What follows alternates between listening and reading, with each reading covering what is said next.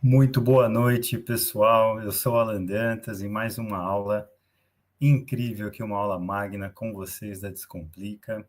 E hoje eu quero falar com vocês sobre comunicação, né? A gente vai explorar muito esse tema, mas antes eu quero me apresentar, né, e falar um pouquinho do meu trabalho com a Descomplica. Então, eu sou Alan Dantas, moro em São Paulo, capital, eu sou do interior de São Paulo, falo com vocês diretamente de Fortaleza, estou aqui visitando um cliente. Trabalho com consultoria, com startups, eu invisto e acelero startups, aconselho empresas de todos os tamanhos e ajudo com a implementação e melhoria de processos usando sempre tecnologia, educação e negócios. E eu sempre coloco negócios por último, porque eu acredito que tudo que tem a ver com o ser humano, tem que começar com a educação, com comunicação, depois com as ferramentas e aí sim os objetivos finais, que são os lucros dos negócios. E eu vou explorar muito disso aqui com você, tá bom? Vamos passar nossa apresentação então, para a gente já começar, por favor? Então, hoje o nosso tema é mais uma das habilidades prova de futuro, né? O que são habilidades à prova de futuro, gente? Não é habilidade que vai te prevenir de chegar no futuro, mas é uma habilidade que vai te ajudar a aumentar o seu valor de mercado, aumentar a sua confiança, aumentar o seu bem-estar, para que você tenha uma percepção de esforço cada vez menor. O que é uma percepção de esforço? Ao fazer um contrato, ao resolver um problema na minha empresa, ao arrumar um emprego em outra empresa, existe o esforço real, que é medido, né, em tarefas e tudo mais, e existe a sua percepção de esforço. Então, quanto mais camadas socioemocionais, quanto mais traumas, quanto mais dificuldades de comunicação, quanto mais problemas de autoestima você tiver, mais difícil você vai perceber essa tarefa. Tudo bem? Então, a percepção de esforço, a primeira coisa que a gente tem que levar daqui é que a nossa percepção de esforço não é a mesma do nosso colega, do nosso chefe, dos nossos pares. Para a gente reduzir essa percepção de esforço, ou seja, para que você consiga fazer a mesma coisa e parecer muito mais fácil para você, você precisa de algumas habilidades se desenvolver em alguns aspectos. Eu sempre dou um exemplo muito interessante sobre percepção de esforço, que é a primeira vez que eu tirei o meu passaporte. A primeira vez que eu tirei meu passaporte, com 17 anos, para ir para um programa de intercâmbio, que era um programa social, um projeto social, a primeira vez que eu tirei esse passaporte, eu já comecei a criar um monte de ideia na minha cabeça que eu ia ser preso, que eles iam encontrar um problema, um crime que eu cometi, isso com 17 anos, morando no interior, não tendo crime nenhum. Então, a cabeça já vai longe, começa a criar um monte de problema, não tinha carro, então eu tinha que pegar ônibus, não sabia pegar ônibus, foi um sofrimento. Aí, como eu mantenho um diário, a segunda vez que eu fui tirar um passaporte já melhorou. Recentemente tive que renovar meu passaporte. A sensação de renovar o meu passaporte na última vez, comparada com a primeira, parece que são duas pessoas completamente diferentes. Na primeira, parecia que meu mundo ia acabar. Um mês antes, eu estava preocupado e pensando só nisso. Um mês depois, eu ainda estava sofrendo com isso. A última vez agora, eu nem pensei. Eu fui, fiz, 10 minutos depois, minha vida continuou. Isso é percepção de esforço, tá? Com essas habilidades, hoje a gente vai começar a pensar em como reduzir a sua percepção de esforço em cima de várias coisas que você faz no dia a dia no trabalho, mas também na sua vida pessoal. Já falamos de algumas outras, vamos falar de outras ainda em outras aulas, tá? O que eu quero falar com você hoje? Sobre comunicação efetiva e colaboração no século XXI. Imagine um cenário.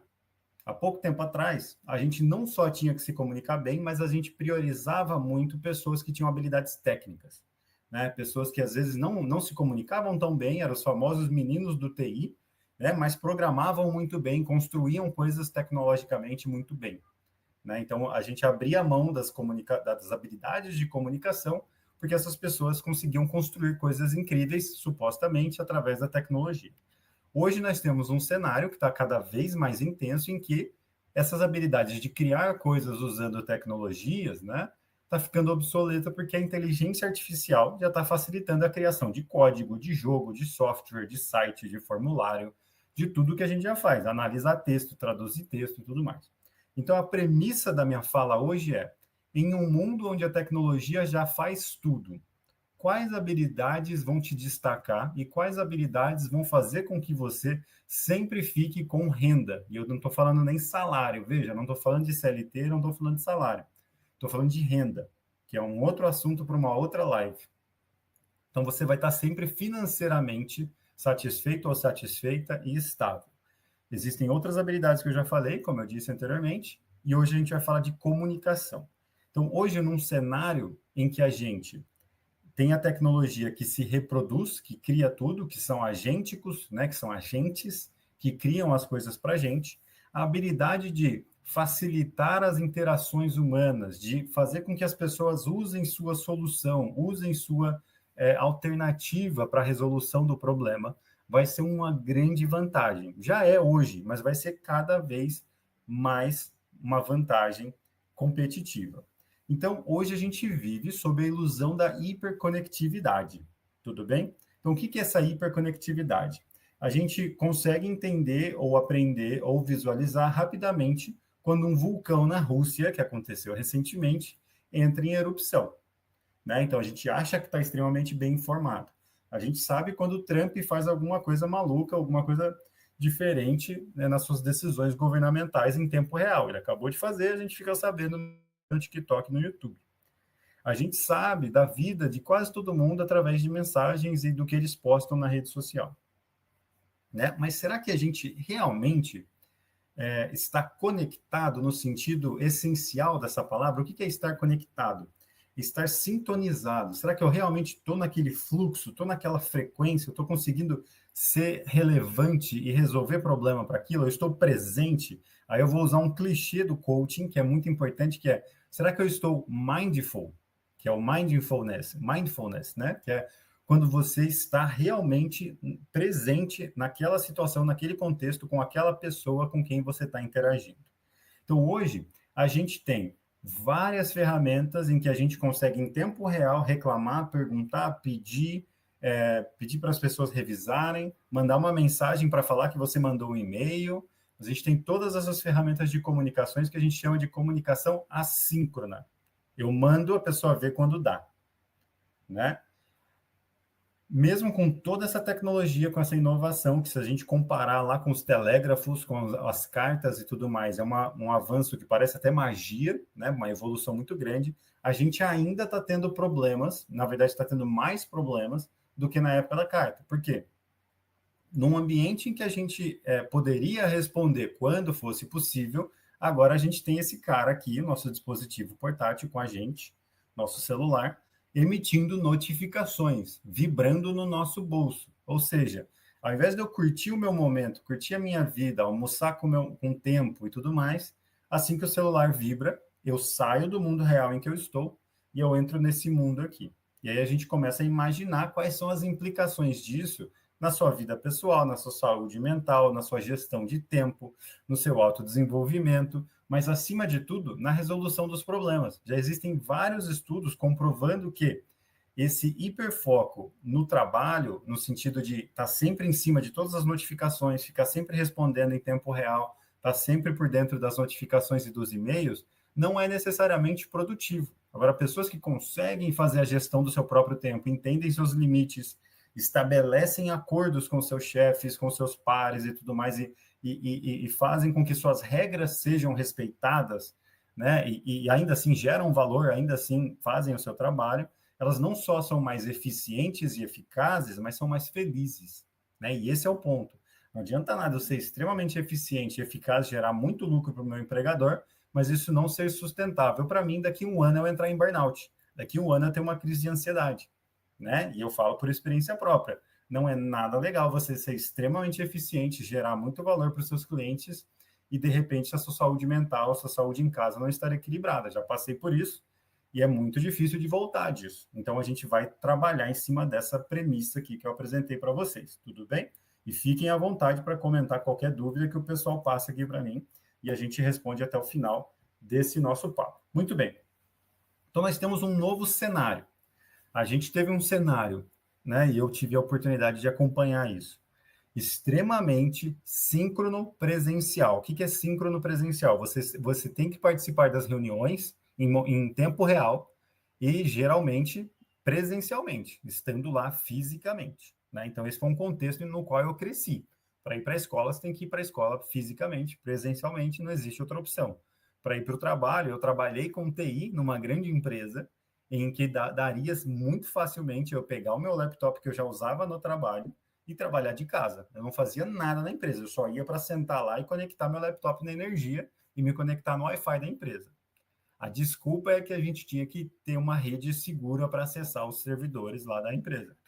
Aí veio, né, pré-pandemia, melhorou um pouquinho essa questão do trabalho remoto, mas ainda não estava 100%. E a gente teve a pandemia, que foi um choque. De repente, as escolas tinham que ficar remotas, as empresas tinham que ficar remotas, e não houve uma transição para realmente a gente criar regras políticas e treinar as pessoas para essa nova modalidade de trabalho e de estudo. As pessoas simplesmente caíram nessa modalidade e teve muito problema, muito desafio. E a gente ainda está, pós-pandemia, a gente ainda está tentando entender e tentando desenvolver e até mesmo resolver problemas que foram gerados dessa transição abrupta de modalidade de trabalho. Né? Então, o que a gente consegue ver aqui?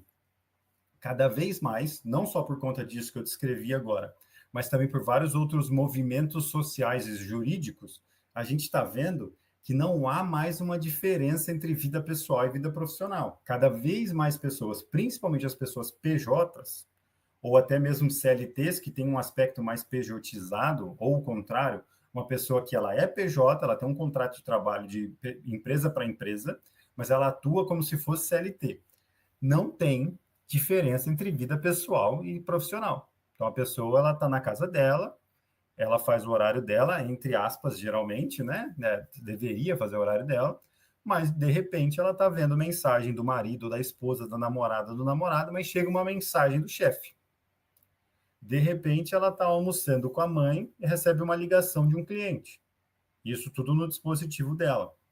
De repente, ela está vendo Netflix com um sobrinho e chega uma notificação do Slack no computador que ela usa para ver Netflix com o sobrinho. Né? Então, vida pessoal e profissional começa a virar uma coisa só em termos de comunicação. Né? E isso vai começando a gerar uma fadiga, uma sobrecarga de informações. Uma porque toda notificação gera um sentimento. É um lema meu, eu sempre falo isso para todo mundo. Você não pode ter sua vida direcionada pelas notificações.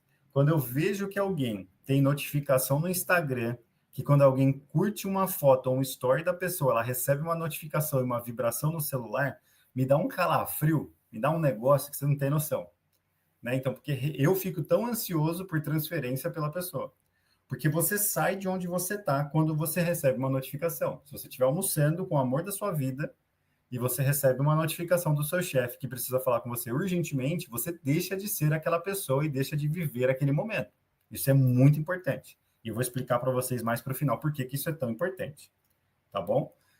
Então, essa questão da vida pessoal e profissional está bem clara. E essa questão da fadiga digital e a sobrecarga de informação, a maioria das pessoas não sentem isso até que elas deixem de se expor a essas notificações. Elas não sentem a diferença, porque elas vão entrando em imersão, igual aquela história do sapo na panela quente, até que em um momento fica insuportável. Até que em um momento elas entram em burnout. Até que em um momento elas estão mais lá no mundo digital do que no mundo real. Até que em um momento você está almoçando o tempo todo e, desculpa aqui, só vou ver um negócio, desculpa aqui, não sei o quê. Quando você vê, você está mais no celular do que no seu almoço aqui. E isso tem uma cadeia de efeitos negativos na sua vida pessoal e profissional. Hoje a gente tem uma coisa que é muito interessante que está vindo para o Brasil cada vez mais, são equipes não só distribuídas geograficamente, mas também temporalmente. Né? E a gente não está sabendo lidar com isso. O que é uma equipe distribuída temporalmente? Então, hoje é meio-dia aqui para mim, ou é um horário de trabalho, horário comercial aqui para mim no Brasil, mas eu tenho designers que trabalham para mim lá das Filipinas, lá da China. Então, o meu horário de trabalho não bate com o horário de trabalho desse indivíduo. Então, o que acontece? A gente começa a ter um tipo de comunicação que é realmente assíncrona. Eu vou planejar o meu dia, vou conversar com todo mundo, eu vou organizar minhas demandas e no final do meu dia, ou às vezes, já trabalhei em projeto assim, você tem uma janelinha que o seu horário bate com o horário dessa pessoa. Nessa janela você faz a solicitação, o que eu acho que não é legal, ou então você se organiza de uma forma para você se comunicar com essa pessoa e solicitar todas as demandas em ordem de prioridade ou com dias de entrega específicos ali, e a pessoa vai receber no dia de trabalho dela. Isso que é muito interessante, está conversando com o futuro ou com o passado, dependendo de onde você está. Então, a sua comunicação vai ter que ser muito assertiva, muito bem informada, muito bem detalhada. Porque imagina, você está conversando com um cara lá da China e você mandou uma lista de demandas. Ele vai ter diversas perguntas subsequentes. Tá tudo bem ele ter. Mas se você não souber as respostas para as coisas básicas, você pode ficar numa construção de uma apresentação como essa que eu estou usando aqui por semanas. Semanas. Então, é o seu trabalho de ter essa proatividade e você conseguir já entregar uma base de informações quase que em pensamento computacional. Se isso acontecer, faça isso. Se você precisar disso, está aqui. Se você fizer isso, faça isso. Se isso acontecer, faça isso. E aí a pessoa vai te fazer eventualmente perguntas subsequentes, mas elas serão minimizadas de uma forma extrema. Né? Então, isso é muito interessante. E aqui eu já toquei em alguns pontos que eu vou explorar daqui a pouco de habilidades importantes. E aí, falando de Filipinas, eu que trabalhei com pessoas das Filipinas, trabalhei com pessoas da China, a gente vai ter uma desigualdade no acesso não só a dispositivos, mas a habilidades tecnológicas. E aqui eu estou falando de um nível bem superior, que gestores e diretores estão discutindo esses conceitos. Então, assim, eu posso falar que 89% das pessoas no Brasil têm acesso à internet. Mas eu posso te dizer que menos de 3% no Brasil tem acesso significativo à internet. Veja que eu usei um classificador significativo. O que é um acesso significativo? Que a pessoa consegue afetar a vida dela positivamente com esse acesso à internet.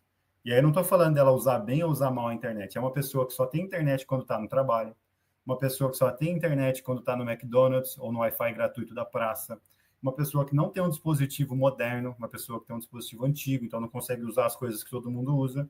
E o mais agravante, pessoas que são usuários passivos da internet. Elas só leem o que está lá, elas não sabem como interagir, como colocar as suas opiniões na internet também. Isso é o uso significativo da internet.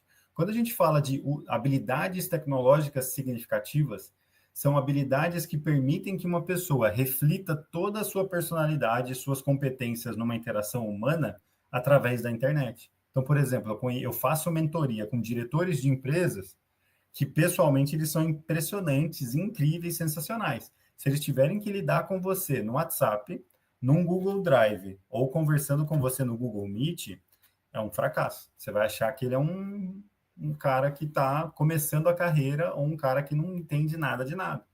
Porque ele não consegue, através de suas habilidades digitais, por exemplo, agendar um calendário, um horário com você no calendário. Ele não consegue, por exemplo, olhar no calendário e saber que ele tem que entrar no Google Meet com você às 10 da manhã. Não sabe, ele anota tudo no papel e ele é completamente perdido digitalmente. Isso significa necessariamente que ele é um profissional ruim como um todo? Não. Mas hoje, no mundo digitalizado, isso acaba virando a sua primeira impressão ou a impressão que fica.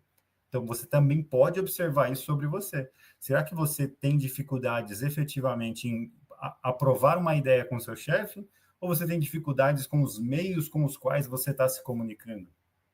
Se comunicando por áudio no WhatsApp, seu áudio fica muito longo, você perde o apelo.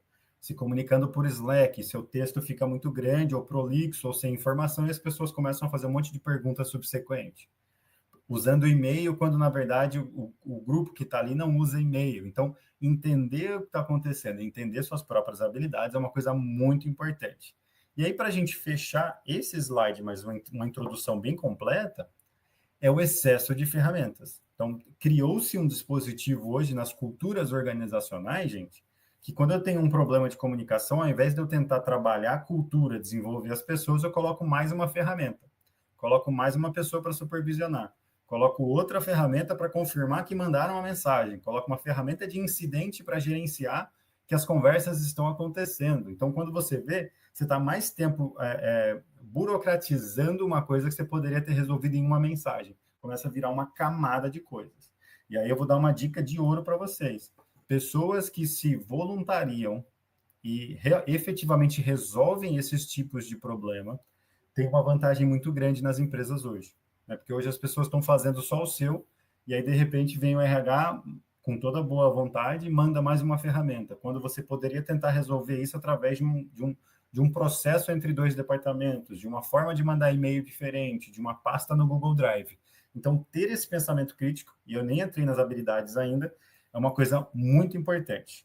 Agora sim, vamos falar das nossas 7 habilidades. Então, aqui, a gente tem as sete competências gerais que eu estou apresentando para vocês. Hoje eu estou falando só de comunicação. Dentro da competência comunicação, a gente tem 7 habilidades. Então, quais são as 7 habilidades socioemocionais à prova de futuro? Escuta ativa. Muitas vão parecer óbvias aqui, tá, gente? Mas fica comigo. Escuta ativa, né? Como é que eu consigo ouvir além das palavras? Como é que eu consigo tentar entender contexto? Como é que eu consigo tentar entender uma emoção, entender a hora certa, que é o que a gente chama em inglês de read the room, né? Então, leia a sala, leia o ambiente.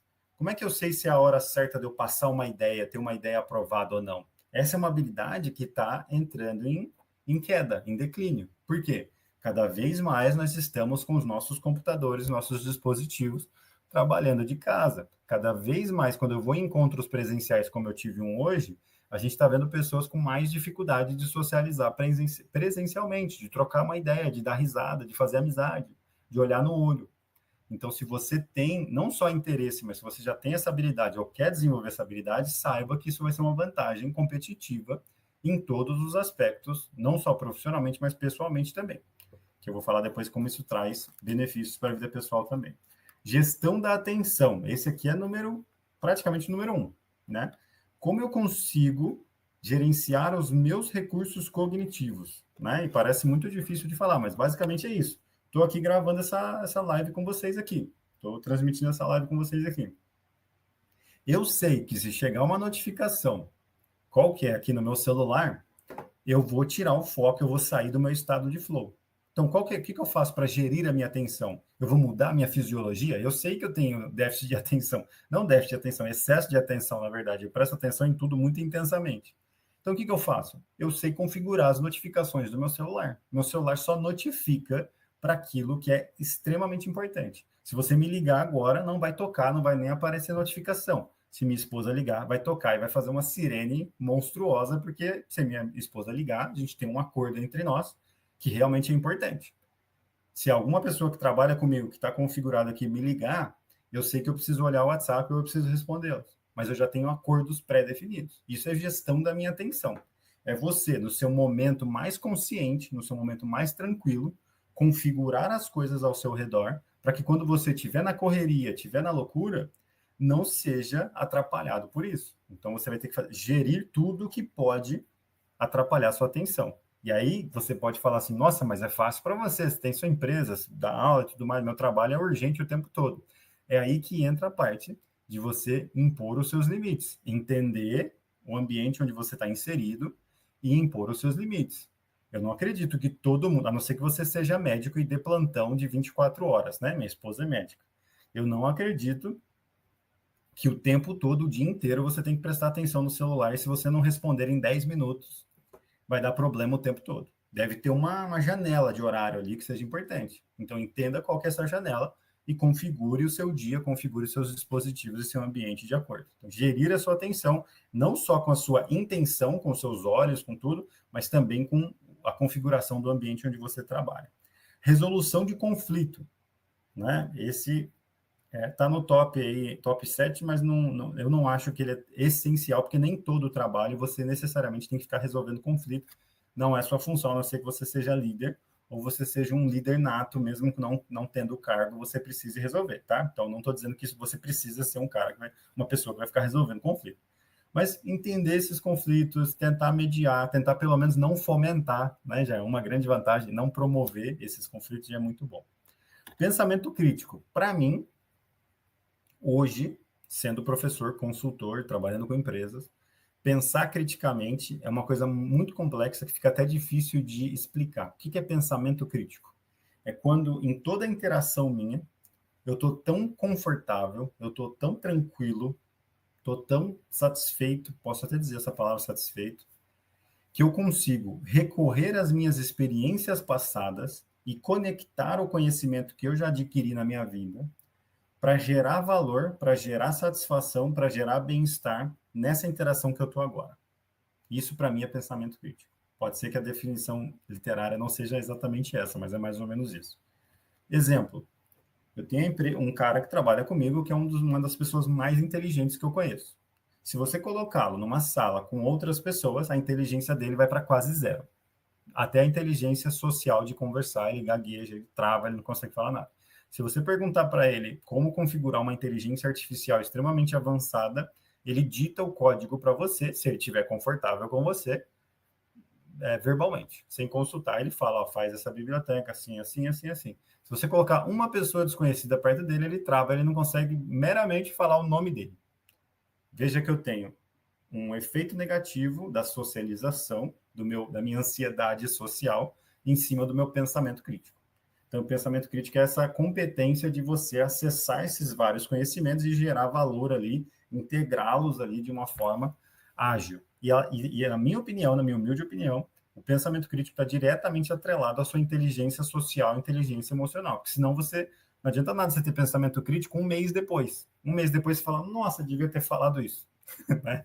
Então, isso é muito importante. Que também está muito relacionado à próxima habilidade, que é adaptabilidade. Como é que eu me adapto? Como é que eu reajo a diferentes ambientes? Como é que eu reajo a diferentes objeções, né? A diversidades que possam ser geradas aí num trabalho, num contexto de trabalho, né? Então, eu consigo transitar entre diferentes grupos sociais e eu consigo transitar entre diferentes formas de me comunicar. Um exemplo muito interessante, muito pessoal meu.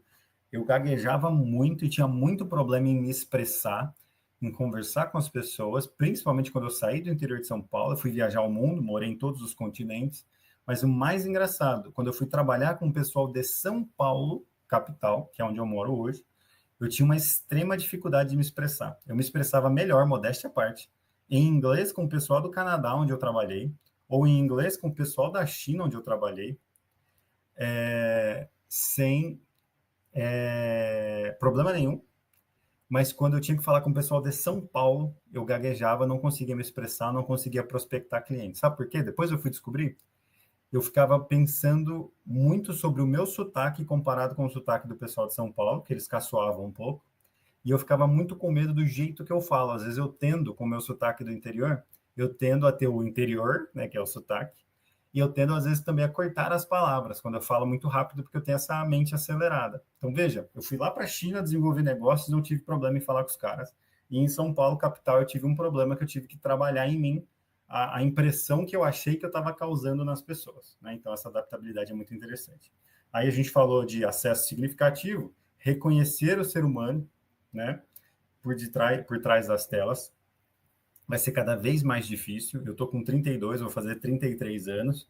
Para mim, a geração já está difícil, geração Z já está bem difícil, geração alfa, dependendo do grupo que você estuda, está extremamente difícil, e a tendência é as pessoas não ter essa sensação de, esse é o Alan no Meet, é o mesmo Alan que eu encontrei no pessoal. Não, tá tendo vários estudos psicológicos de o tratamento que eu dou para o indivíduo pelo Instagram, pelo TikTok, pelo Teams é extremamente diferente do tratamento que eu dou para o indivíduo pessoalmente.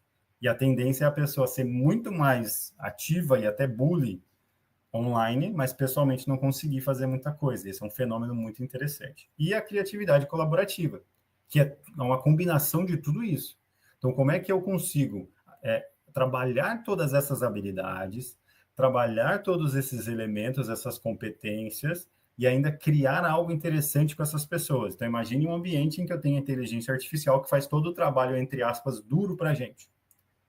Eu tenho que convencer todo mundo, os indivíduos, as pessoas que estão comigo, a usar a inteligência artificial para esse caminho. Vamos criar o site dessa forma. Vamos criar o sistema de análise de dados dessa forma.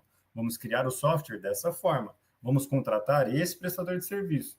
Então, o problema não é mais o trabalho duro, braçal.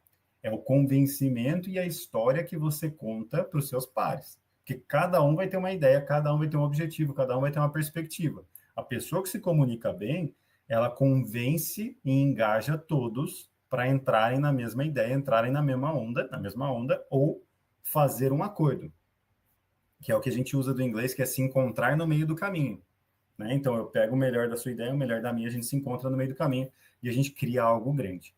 As pessoas que estão acessando essas competências, pessoal, elas estão com tudo isso de tecnologia que a gente comentou, de inteligência artificial, criação automatizada, desenvolvimento de software e tudo mais, elas estão acessando um novo patamar de geração de valor, um novo patamar de eficiência.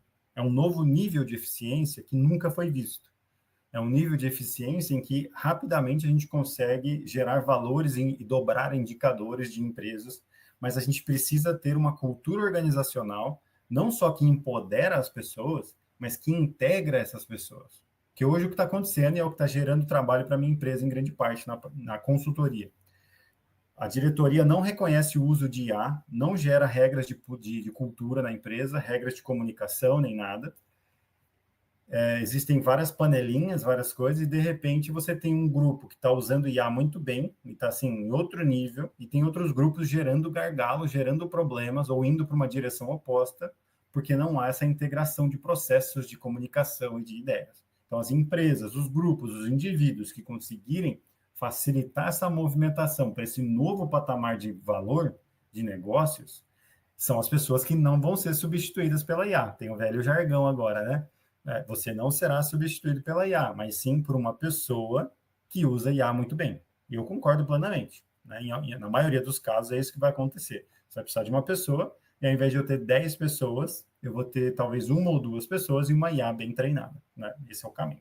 Vamos dar uma olhada aqui no chat.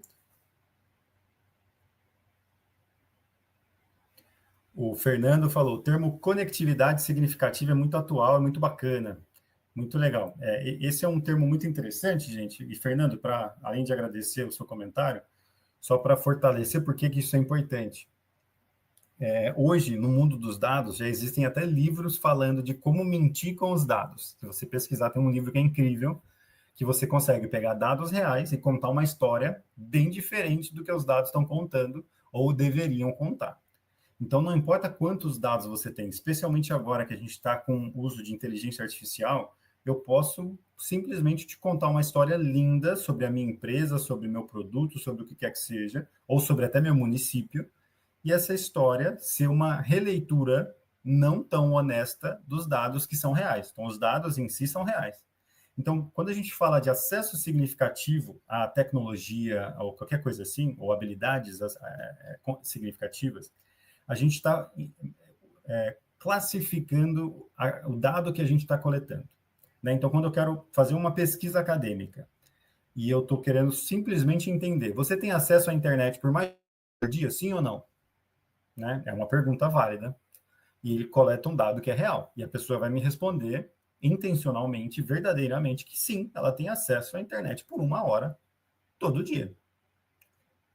Veja que do dado que eu coletei, a pesquisa que eu fiz, até uma reflexão sobre a realidade, existe um caminho, uma lacuna muito grande. Por isso que a gente começa a usar esses termos para reclassificar a nossa definição. Então, uma coisa é eu falar que todo o meu município tem acesso à internet. Outra coisa é eu falar que o meu município tem acesso significativo à internet. Então, os dados mudam. Né? O que eu vou observar na minha pesquisa ao coletar um dado muda completamente. Isso também está diretamente ligado à habilidade de se comunicar. Né? Quando eu comunico que tipo de mapeamento da realidade eu quero fazer, eu crio dispositivos usando IA, usando o que quer que seja, que vão me ajudar a aproximar a minha digitalização da realidade. O que é digitalização da realidade?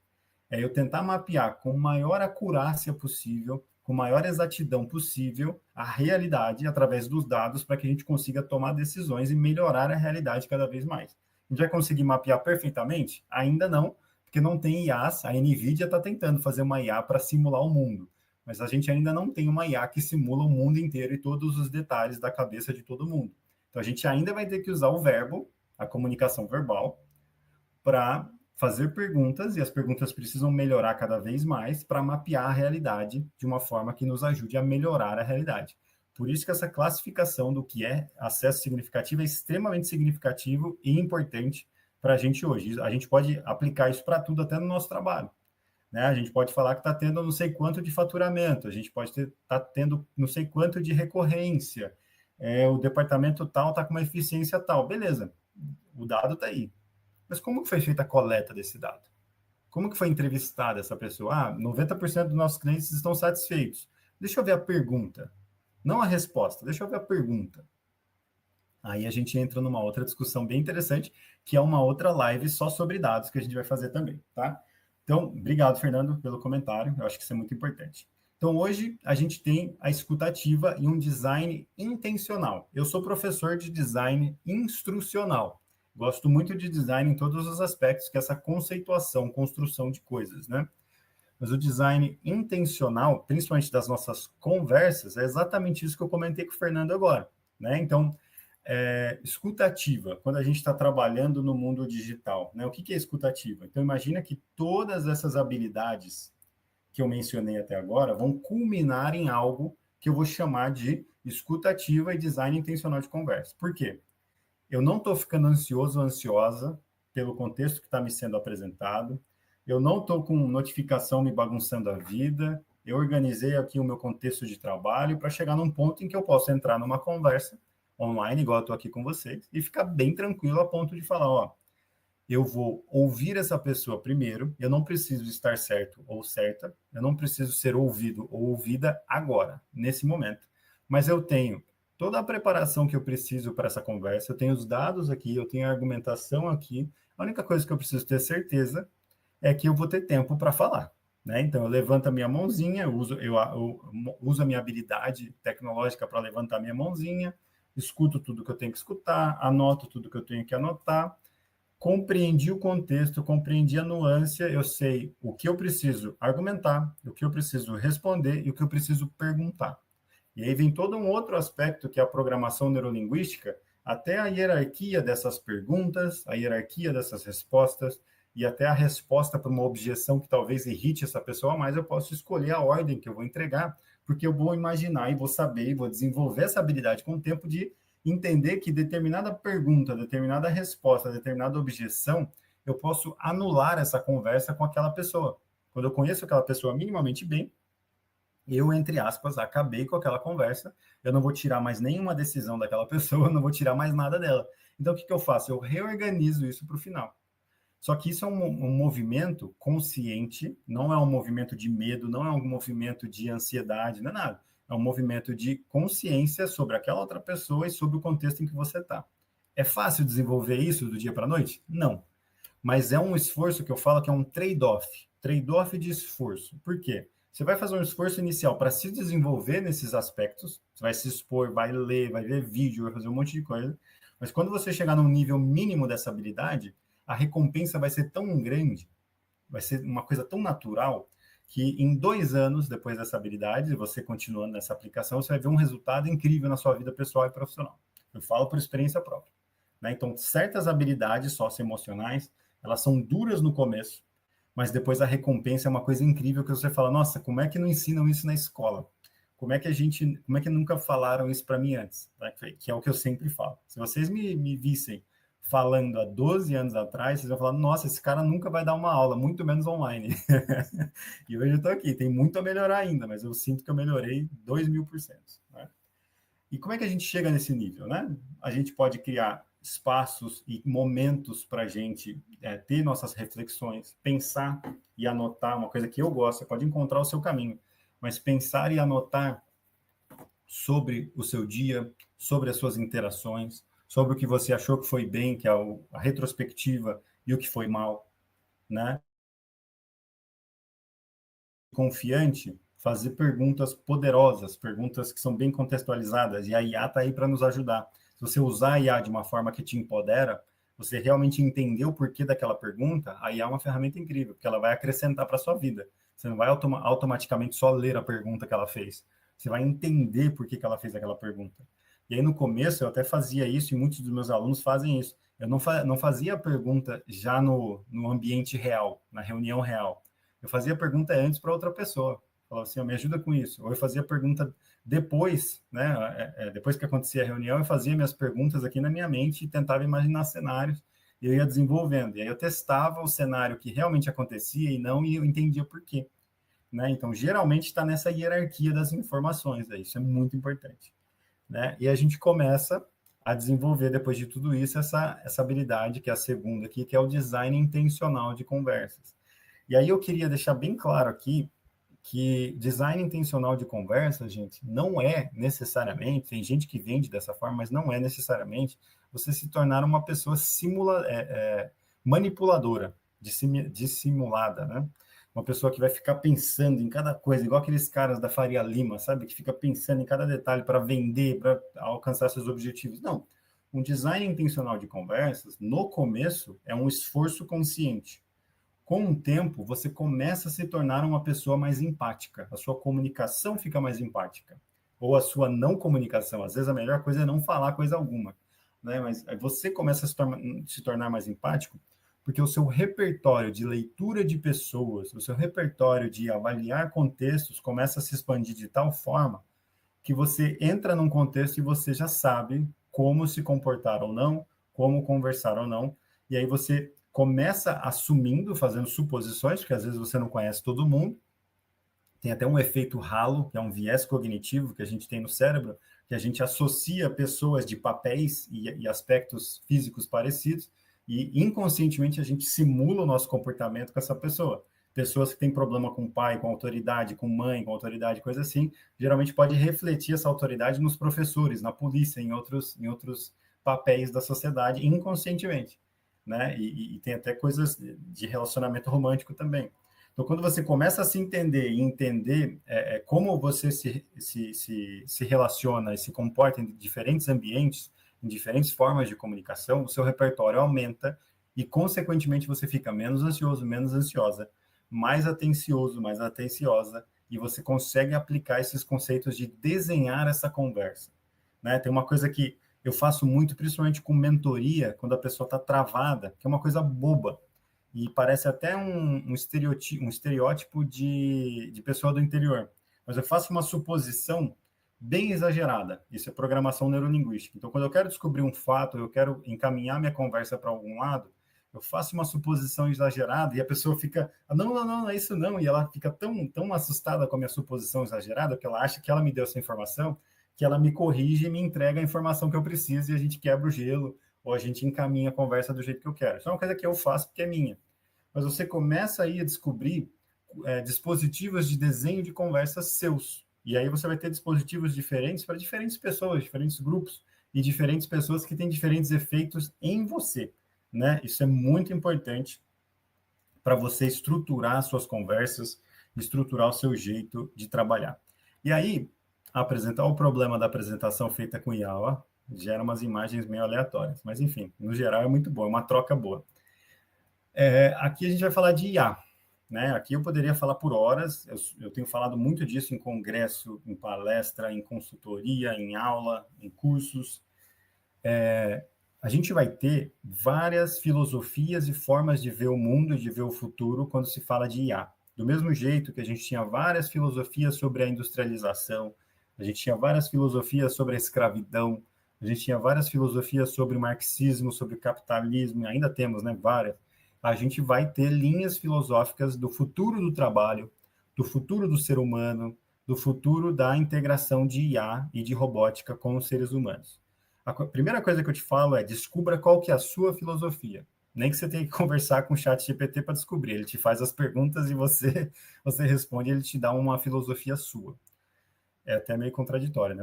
Mas funciona. Então, descubra qual que é a sua filosofia. Onde você se posiciona nesse espectro de eu sou 100% humanista, humano é para humano, tecnologia é ferramenta, só serve para servir humano mesmo, humano tem que trabalhar para humano, não vai substituir nada, não vai acelerar nada, não vai pôr nada na minha cabeça, acabou, esse sou eu. E para o outro aspecto pode vir tecnologia, ninguém precisa trabalhar não, vamos dar renda básica universal para todo mundo, as empresas controlam tudo no governo, vira uma tecnocracia, e tá tudo bem, eu aceito, eu vou ficar de boa, vou para a praia, e como dizem os mais jovens, é nóis. Entenda onde você está. Por quê? Em termos de comunicação e posicionamento, Assim como religião, o quanto você tem uma religião e quanto você é ateu, ou qual religião é a sua, a gente vai ter cada vez mais conversas e posicionamentos empresariais, culturais, gerenciais, tudo com base nesse tipo de posicionamento filosófico, mais humanista ou mais tecnocrata, para ser bem simplista aqui nas definições. Então, cada vez mais você vai ter que escolher seus projetos, escolher seus clientes, escolher seus posicionamentos e até o que eu chamo de vizinhança digital com base nesse seu posicionamento. Porque cada vez mais a gente vai começar a ter atrito e polarização até nisso. E cada vez mais a gente vai ver lobby, a gente vai ver várias coisas acontecendo. Tendo dito esse meu preâmbulo, meu aviso prévio, né, meu disclaimer, qual que é a minha filosofia, tá? A minha filosofia de quem trabalha comigo, meus alunos, geralmente, e tudo mais. Eu acredito muito na ampliação das capacidades humanas e não na substituição do ser humano. Algumas coisas não vai ter como, a gente vai substituir mesmo. Então, coisas que antigamente era burocracia, entre aspas, burra para o ser humano, a gente vai colocar IA para fazer e vai acessar um novo patamar de gerar valor. Mas no sentido de remover todos de uma organização e colocar só a IA para operar e o CEO vai ficar pegando o lucro de tudo, eu não acredito que esse é o caminho. Que aí a gente entra num aspecto de trocas, de trade-offs. Né? O que são trade-offs? São trocas. E aí tem um lado do trade-off, que é o trade-off cognitivo e o trade-off social.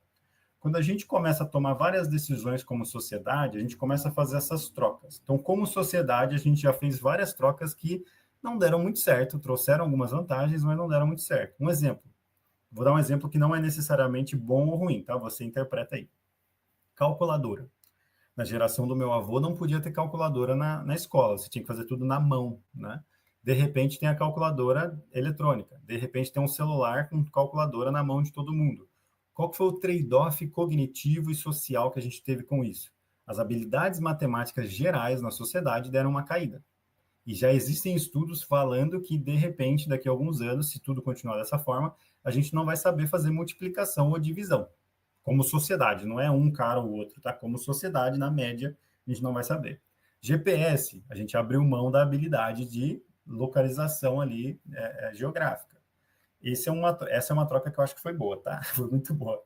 Então, assim, como sociedade, a gente vai começar a definir que tipo de troca a gente aceita coletivamente, e para isso a gente vai eleger candidato, vai fazer um monte de coisa, escolher empresa, essa empresa ou outra empresa. Mas como indivíduo, a gente pode criar as nossas regras internas para uso dessas coisas. Né? Então, mesmo que não esteja regulamentado, não seja um acordo coletivo, você pode ter as suas regras. A minha principal regra é: eu não troco nada que influencia na minha habilidade de me comunicar, interagir e gerar impacto emocional nas outras pessoas. Já basta a gente estar aqui na câmera, mas mesmo com a câmera a gente tenta fazer de uma forma que gere algum impacto. Aí você me chama, a gente conversa, vários alunos da Descomplica já fizeram chamada comigo para apresentar projeto e tudo mais, aí vira uma comunidade, aí os meus valores são respeitados nisso. Mas eu simplesmente aqui ficar falando para uma câmera e nem saber quem está do outro lado, não ter nenhum tipo de interação com essa pessoa em algum tempo da minha vida, para mim não faz sentido. Né? Então, é muito interessante você ter os seus valores bem estabelecidos para a gente fazer o que a gente chama de automação estratégica, automação orientada ao ser humano. Eu até postei no LinkedIn hoje alguns testes que eu estou fazendo sobre criação de conteúdo. Então, o quanto que você entrega a sua criação de conteúdo para a IA e qual é o efeito disso em você. Chegou num ponto, eu fiz 7 testes, 7 níveis de criação de conteúdo e níveis de dependência da IA. No nível menos dependente, eu tinha que escrever num bloco de notas sozinho, sem consultar em nada, e mapear o que eu estava sentindo com isso. Gente, é uma experiência incrível. Depois você começa a criar coisa com IA, quando você tem que fazer tudo do zero, começa a vir um monte de pensamento intrusivo, de medo da opinião dos outros, que você nem tinha antes, porque você já se condicionou a depender da IA, e os resultados começam a ficar bons. O pessoal elogia, o pessoal curte, o pessoal compartilha, gera cliente. Mas a sua habilidade de gerar aquele conteúdo e superar as emoções daquele conteúdo ali, elas começam a ficar em segundo plano. Será que é uma boa troca? Não estou dizendo que é ruim, é bom, mas será que é uma boa troca para você? Então, esse é um exercício muito importante para você fazer também. Deixa eu ver se tem alguma dúvida, alguma coisa assim.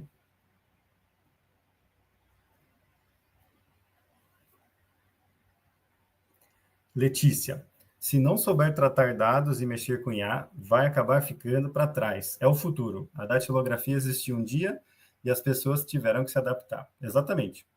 Eu concordo plenamente com você, Letícia, e a grande questão aqui é o quão fácil vai ficar, né, você trabalhar com dados e com IA. Eu concordo com você e vai chegar um momento que não vai haver a necessidade da gente mexer com dados e mexer com IA. Por quê? Porque a gente vai conversar com os nossos dispositivos e essa habilidade de mexer com dados e mexer com IA vai ser quão bem você fala, quão bem você descreve o problema, quão bem você escreve, né, o prompt para aquilo, né? Então a gente vai chegar num ponto que o tema da aula de hoje vai virar a habilidade mais importante. Eu não sei se vai ser daqui 10 anos, daqui 100 anos, eu acho que é bem menos de 100 anos, mas em algum momento essa habilidade de mexer com dados vai ser minimamente descrever as categorias das métricas, das colunas que você vai coletar e o dispositivo vai fazer para você. Então a gente volta para a humanização e para a socialização. É que agora, nesse momento, eu concordo com a Letícia. Quem não souber fazer isso vai ficar sem emprego e vai ficar para trás e não vai acompanhar. Mas vai chegar um momento em que a comunicação vai ser imperativa, vai ser muito mais importante. Muito bem colocado, Letícia. Matheus, onde isso é aplicado de forma simples? Puxa, pior que eu não sei do que exatamente ele está falando. Se puder especializar aí, Matheus, o que exatamente é aplicado de forma simples, e a gente especializa aí o exemplo. E o Bruno, seria como uma preparação da pessoa. No começo, sim, Bruno. No começo, seria um exercício ali que você faz, um exercício mental, um exercício preparatório, que já é uma recomendação antes de entrar numa reunião, antes de entrar em alguma coisa, você já faz essa preparação. Mas isso quando a gente está falando do mundo profissional, né? E aí, no mundo profissional, se você não tem um evento específico, sei lá, às 3 da tarde eu tenho uma reunião, o que dá para fazer é você meio que criar um mapeamento, no momento que você estiver tranquilo, criar um mapa dos relacionamentos, criar um mapa das personalidades ali e você saber como se comportar. Vou te dar um exemplo, Bruno. Tem um indivíduo no meu trabalho que, por algum motivo, as piadas dele, ou talvez, sei lá, ele me lembra alguém da minha época de escola que me caçoava demais. Eu fico muito ansioso perto dele e eu saio da minha personalidade. Eu começo a fazer piada, eu fico sem graça com as outras pessoas. Ele tem um efeito em mim que me faz me comunicar de uma forma que eu não gosto, que é subótima. Você começa a se preparar para se blindar desse efeito. E o mais interessante, é um passo atrás. Mapear esses efeitos é muito difícil, exige um autoconhecimento muito grande. De repente, você está super tranquilo, exemplo de escola, né? Está super tranquilo com seu amigo nerd, que era eu na escola, só que chega um cara que você quer impressionar, uma menina que você quer impressionar, de repente você começa se desfazer ou caçoar do seu amigo, ou fica diferente com o seu amigo. Sabe esse tipo de coisa? Então, mapear esses efeitos é muito importante antes de mais nada. E aí você começa a criar uma estratégia com base nos seus objetivos, né? Numa estratégia de oratória. Aí é mais uma questão de desenvolver ali o seu autoconhecimento e uma habilidade de oratória quando você tiver um objetivo, ou uma comunicação geral de trabalho quando não houver um objetivo, né? Então, ter esse autoconhecimento. Os prompts, o Alan mandou. Os prompts IA hoje ela tem que ter uma comunicação clara e concisa para respostas precisas. Sim, hoje já estamos nesse cenário em que o pessoal inventa um nome para tudo, né? Engenharia de prompts. Nada mais é do que você ter uma boa comunicação, ter uma boa contextualização. Quando alguém fala que uma IA está delirando, que uma IA está criando conteúdo ruim, que a IA está inventando coisa, muito provavelmente, isso está nas IAs de hoje, tá, gente? Isso está dizendo mais sobre como você conversa com essa IA do que sobre a IA mesmo, tá? Porque hoje existem prompts especializados que a IA não vai inventar nada, que a IA só vai buscar coisas daquela conversa ou daquele projeto, daquela série de conversas. Então, hoje a gente usa como base da conversa para os prompts, que é o pensamento computacional. Então, você vai conversar com condicionantes, você vai pensar em todos os contextos, você vai delimitar as coisas, você não quer aquilo, você quer aquilo, não vai até aqui, só vem até aqui, use essa linguagem, use esse tipo de coisa. Então, se você está mandando um prompt de 2, 3 linhas, provavelmente seu resultado é 0,1 do que poderia ser, né? Então, isso é muito importante. Pablo, professor, como não deixar a IA impactar no conhecimento, já que ela gera muita coisa? A prática acaba ficando afetada, falta experiência depois sem IA. Excelente, Pablo. É o que eu apresentei bem inicialmente aqui sobre o uso humanizado da IA. Hoje, como eu uso IA, me ajuda bastante. Eu acelero a síntese de conhecimento. Então, por exemplo, estou fazendo uma pesquisa acadêmica, um mestrado, alguma coisa assim. Eu pego todos os artigos, leio todos eles, claro, pego as minhas anotações sobre esses artigos, coloco eles num notebook LM, por exemplo, e para reforçar o meu aprendizado, o que eu começo a fazer? Começo a fazer questionamentos, começo a interagir com esse conteúdo, né? O notebook LM é sensacional porque ele vira um especialista nos artigos que você enviar. Eu gero um podcast sobre os artigos que eu estou lendo, e depois de tudo isso, depois de ouvir o podcast, depois de interagir com tudo isso, eu mando ele me fazer perguntas e dar feedback no que eu aprendi. Aqui é algo extremamente acadêmico, tá? Mas quando eu estou falando de programação, por exemplo, eu posso pegar, mando a IA gerar um problema imenso, né? Um problema cheio de nuances, cheio de contexto, cheio de coisa. E eu vou resolver esse problema com código. Eu posso gerar o código com IA? Até pode, mas eu posso testar ele, posso avaliar, posso reescrever, posso ajustar. A grande sacada é, Pablo, você conseguiria explicar em consulta o que foi feito nessa solução? Então, por exemplo, estou fazendo meu portfólio de Python. Eu acabei de dar uma aula no MBA de visão computacional do IBMEC. O pessoal usava IA o tempo todo para gerar código. A grande questão é, tirei a sua IA da sua mão. Você consegue explicar o seu projeto, qual problema ele resolve, por que ele é melhor, e como que você usou a IA para gerar esse código que está aqui, como é que você explica o uso desse código? Não é reescrever linha por linha. Porque se a gente tem a IA que faz isso para a gente, essa é uma troca que talvez a gente vai fazer em breve como sociedade. Escrever código linha por linha não vai ser necessário, mas descrever por que aquela escolha de código é melhor, vai gerar melhor desempenho, vai resolver o problema e vai dar continuidade nessa solução no futuro, vai ser a grande sacada, tá? Então, quando a gente falou lá no começo, né, sobre habilidades anti-futuro, a gente vai ter que efetivamente escolher nossas batalhas acadêmicas e educacionais. Então, hoje eu tenho muito aluno no Nada Descomplica, que eu estou conversando também com, fiz várias disciplinas falando disso, que eles estão hiperfocados em construir grandes códigos sem consulta. Eu quero virar um programador e eu quero construir códigos imensos, trabalhar na Microsoft sem consulta. A não ser que você vire um arquiteto de soluções que se formou no ITA, não precisa disso. A IA vai fazer.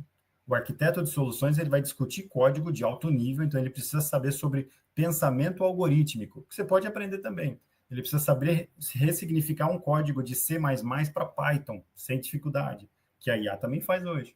Mas, acima de tudo, ele precisa discutir sobre esses conceitos de alto nível com outros engenheiros da computação. Abaixo disso, a gente vai ter a IA, a gente vai ter que saber convencer as pessoas a usar a nossa solução e convencer as pessoas a contratar a solução porque a gente precisa resolver um problema. Então, essa ressignificação de habilidades vai ser extremamente importante e sempre na prática, sempre usando a IA para acrescentar o seu conhecimento, a sua habilidade primeiro. Acelera o processo, mas consome aquilo, testa, treina, brinca, e aí quando você estiver apto a explicar o que você fez, aí provavelmente você usou IA do jeito correto.